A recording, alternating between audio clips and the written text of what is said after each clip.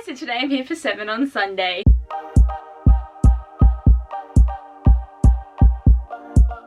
I'm excited because today we're going to be talking about some underhyped romances. Now this list was actually kind of hard for me because a lot of the romance books I do read, a lot of other people have also read them. So I've got a couple that I just want more people to read because they're really good and they're just not appreciated as much as they should be. But I also have some books that are popular, but they're not the most popular from the authors, so I need them to be read more because like everyone else reads the more popular books and then they don't read these ones for some reason that I don't understand, and it just makes me sad because there's always hype for the author, which is very good, but underhype for some of the older books or some of the ones that were just like a really good idea that just no one wants to talk about again. So if you're going into this being like, oh my god, everyone's read this book, well yes, but not as much as they should have read this book, if you know what I mean. But like, let's get into the video. First has to be Shipped by Angie Hockman. I don't even know if it's gone past 20,000 ratings on Goodreads, but like, you need to read it, okay? If you haven't read it, please read it. I'm officially recommending this to everyone who watches this video. Just like, please do it and then tell me when you've read it because I need to know.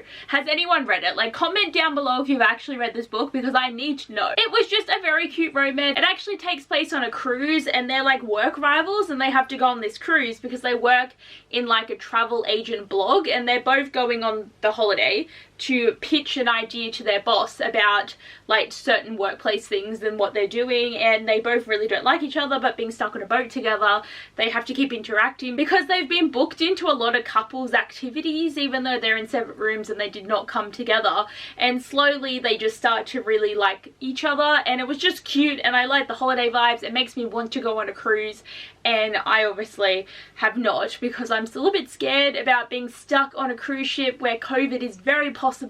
At least if I'm going somewhere else, it's like there's a lot more, like obviously it is quite open on a cruise ship, but you just can't get away. If I went to another country, I could at least move around a bit more and I would feel a bit more secure about that, even though being stuck on a plane as well for that long of a time is still concerning. But definitely down the line I will go on a cruise ship, hopefully in the next couple of years, because they're actually doing a lot of really good deals at the moment because they want people back on the boats. But like, if they had like small capacities on there, that would be so good. But if you're looking for a really cute romance, look no further because this is the book for you. Next I have Witch Please by Anne Aguirre, and this is one that I have seen people talk about, but like I don't feel like it's had enough hype because there is actually a lot of witchy romances out there, and a lot of the other ones have been more popular, that I feel like this book came out at a good time because the genre of witch romances is still evolving a lot. Like there's at least 5 that I can think of now when there really wasn't that many. So like one author did it and now it's becoming a thing, but I feel like this is a great trend.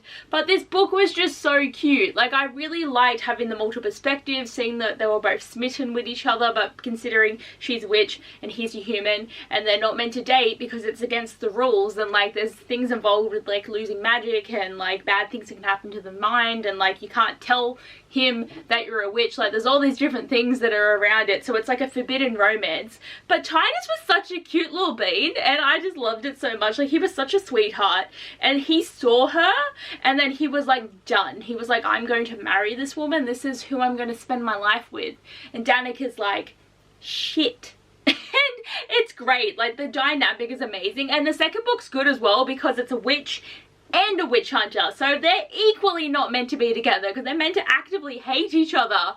It was so good, and I'm excited for the third one too because it seems like it's going to be like, obviously it's still a witch and a human, but I feel like it's going to be like dialed down on the drama of the witch world and society. But I'm just so excited. Like I think it's going to be so good, but I want more people to read this book, and with Rare happening I feel like a lot more people are picking it up, but it needs more hype. Next I want to talk about Waiting for Tom Hanks by Kerry Winfrey. I haven't talked about this book in a hot minute, and to be honest I only gave it 4 stars because it was still a little bit corny, but if you do want like quite a cute romance, I do recommend this. And even though there is still so many books to read, it's still just like a really good one, and also it's like a smut-free story as well, so if you just really want the cute romance without dealing with all the sex and stuff, this is a good one for you to pick up. But Annie is the main character and she writes screenplays, and she's trying to get more into the movie business, and she's obsessed with rom-coms and she wants to be the next Nora Ephron.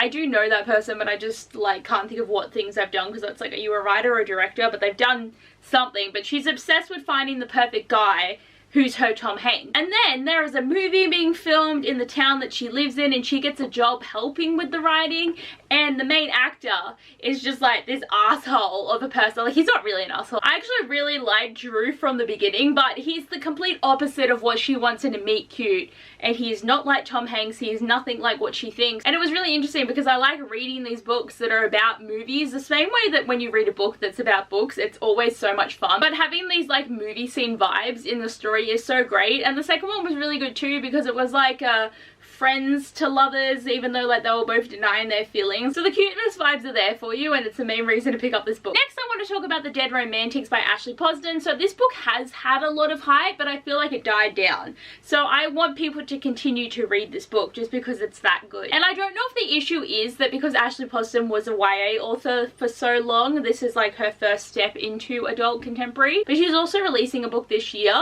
where they're in love, but they're 7 years apart. So like the way that they've got to like, one of them's got to catch up with the other, and the like things are happening. Like, I'm so invested in the concept of that story. And if you want to get into contemporary but you still want to hold on to the fantasy elements, this one has ghosts in it.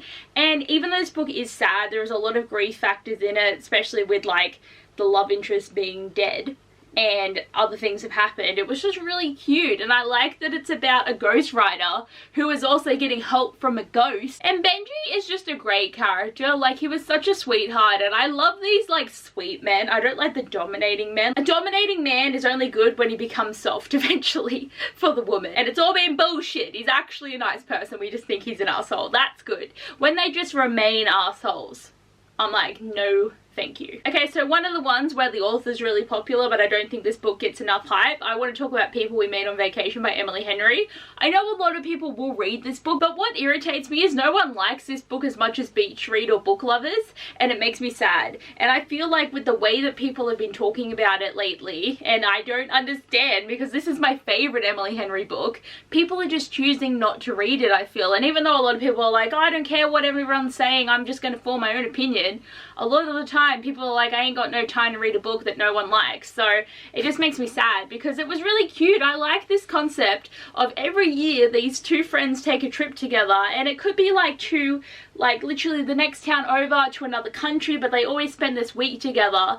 And they had such a good friendship, and I just loved the way that they were just always there for each other. But then something happened on the last trip and they haven't talked to each other for this long, and they both invited to a wedding, and it's kind of like at the time when they normally would take these trips, so they've got to interact with each other again, but clearly something's happened.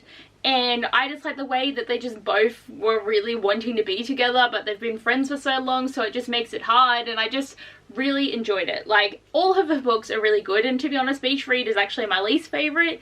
There was a vibe about it that I just wasn't the biggest fan of, but this one was just wholesome, and I feel like the travel vibes are there, and that's what really made me enjoy it. It just makes me sad that people don't want to read this as much as the others. And then the other big author is Taylor Jenkins Reid. So everyone has read The Seven Husbands of Evelyn Hugo, Daisy Jones and the Six, Malibu Rising, and Carries Her to His Back. But not many people have actually read her 4 backlist books, so there is 8 possible books that you could read from Taylor Jenkins Reid, and it baffles me that people only care about the 4 popular ones and not the other ones. And I know there is a lot of readers who have actually committed to reading these books, but I always see the ratings are so much lower because I'm pretty sure Seven Husbands of Evelyn Hugo is probably getting close to 1 million ratings. Like, they're very popular. But her writing has developed so beautifully from her first book to her 8th book, and every single story is a freaking gut punch. Like, she is an amazing author. Like, it's her writing that captivates me. But to be fair, this is still one of my favorite Taylor Jenkins Reid books, so to actually say it's maybe in another life.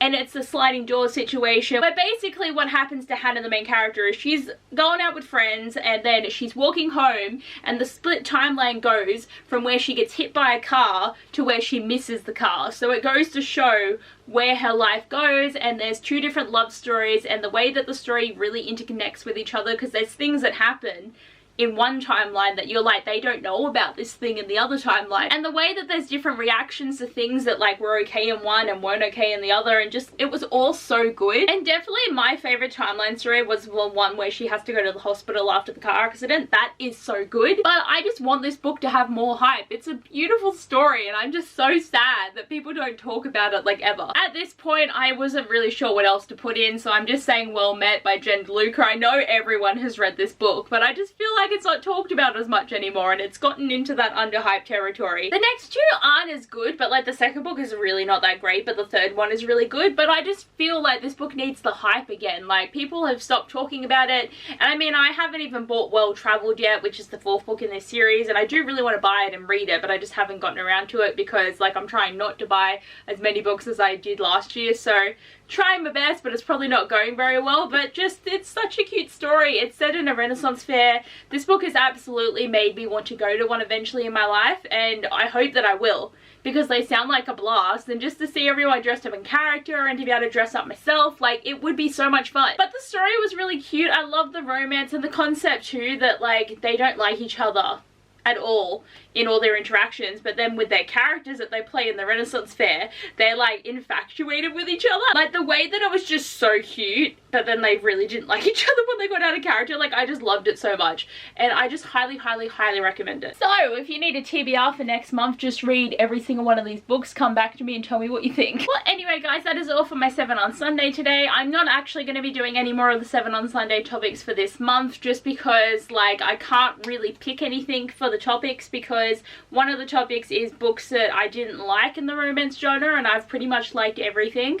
except for like 2, which is not enough for like the video tag. And the other one is like dark books on my TBR, and I just have been a very much a lighthearted contemporary reader that I don't have anything to delve into, so just when those videos aren't coming, that is the main reason why. But I still love the amount of romance that these themes have this month, and I always love seeing what Grace comes up with for the topics, because she's the one that runs 7 on Sunday. And if you want to join in, there's a Goodreads group that you can join where you get to see all the topics as they come out, because she releases them the month before, so you've got time to figure out what you want to film and what you want to do, which is really helpful. And also just subscribe to Grace, because she's great to watch and she does all the topics as well, so you get to see all the books that she feels fit for the prompts as well, which I think is really great. But I do hope you guys enjoyed the video. Thanks for watching, and I'll see you guys next time. Bye!